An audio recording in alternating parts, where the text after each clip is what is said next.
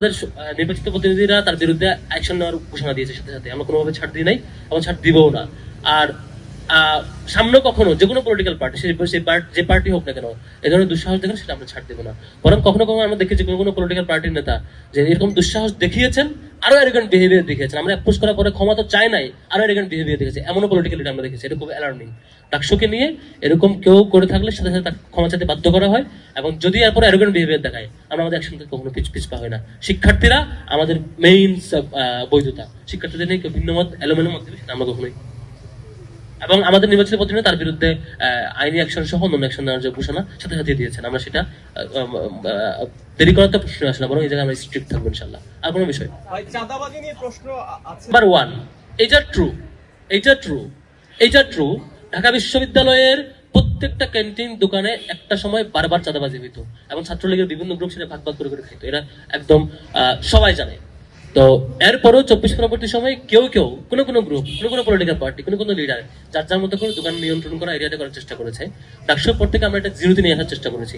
যেখানে কোনো সন্দেহ পেয়েছে সেখানে আমাদের কোনো না কোনো স্টেক হোল্ডার সেখানে এঙ্গেজ হয়েছে এবং প্রশাসনকে এঙ্গেজ করার চেষ্টা করেছে।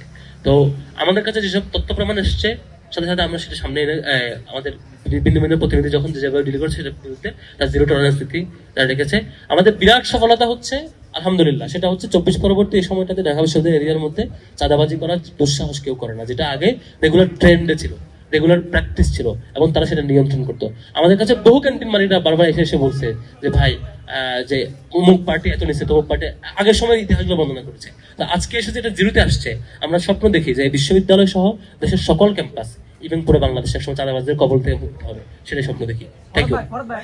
লাস্ট, বিশ্ববিদ্যালয়ের মাদকের বিরুদ্ধে এবং অন্যান্য অন্যায় বিচারের বিরুদ্ধে আমরা স্ট্যান্ড নিই, আমরা বারবার দেখেছি প্রশাসন আমাদেরকে অসহযোগিতা করেছে, বরং বিপরীতভাবে বিরোধিতা করেছে, আমাদেরকে সে কাজ বাস্তবায়ন করতে দেয় নাই। প্রত্যেকটা কাজে আপনারা দেখেছেন, ইভেন ছোট ছোট সংস্কার কাজ থেকে শুরু করে বড় বড় প্রকল্প, প্রত্যেকটা কাজে একটা চক্র, একটা বিশেষ গ্রুপ, সেটা শিক্ষকদের এবং কর্মচারীদের, তারা যৌথভাবে এই কাজগুলো বাস্তবায়ন করতে না পারে সেই চেষ্টা করেছে। সেই জায়গায় আমাদের ডাকসুর নির্বাচিত সদস্যরা এবং নির্বাচিত প্রতিনিধি বারবার আমরা অনেক চ্যালেঞ্জের মুখোমুখি হচ্ছে, এবং আমরা জারি রেখেছি।